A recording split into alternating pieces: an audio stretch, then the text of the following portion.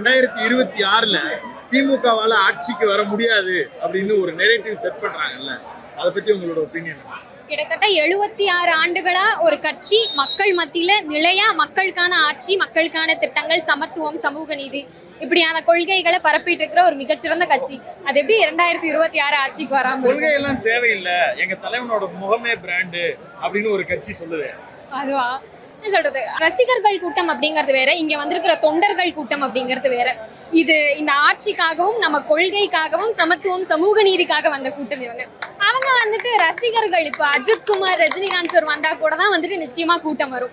So அது normal. ரசிகர்கள் கூட்டத்துக்கும் தொண்டர்கள் கூட்டத்துக்கும் இன்னும் வித்தியாசம் தெரியாத ஒரு அரசியல் கட்சி தலைவரா திரு விஜய் அவர்கள் இருக்காரு அப்படிங்கறதான். தாவேக்காவுல வைக்கக்கூடிய மாநாடு நிகழ்வு இதுல வரக்கூடிய கூட்டங்களுக்கும் இங்க திமுகவுக்கு வந்திருக்கக்கூடிய இந்த கூட்டத்துக்குமான வித்தியாசமா என்ன உணர்றீங்க?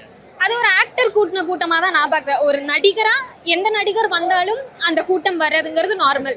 ஏன்னா ஸ்கிரீன் பிரசன்ஸ்லயே பார்த்துட்டு இருந்தவங்களே நேர்ல பார்க்கணும் அப்படின்னு மக்கள் போறதுங்கிறது சாதாரண விஷயம். ஆனா ஓட்டா மாறுமா அப்படிங்கிறது வந்துட்டு அது நிச்சயமா மாறாது அப்படிங்கறதுதான். இங்க வந்திருக்கிறவங்க காலங்காலமா வந்துட்டு திமுக திராவிட முன்னேற்ற கழகத்தோட கொள்கைகள், நம்ம மாண்புமிகு முதல்வர் அவர்கள் வகுக்கக்கூடிய திட்டங்கள் எல்லாமே பார்த்து வரவங்க. அப்படிங்கும்போது இது தொண்டர்கள் கூட்டம், ஓட்டா மாறக்கூடிய கூட்டங்கள், ஓட்டா இருக்கக்கூடிய கூட்டம். பட் அது வந்துட்டு ரசிகர்கள் கூட்டம், ஸ்கிரீன்ல பார்த்துட்டு இருந்தவரை நான் நேர்ல பார்க்க விருப்பப்படுறேன் அப்படிங்கிற கூட்டம்.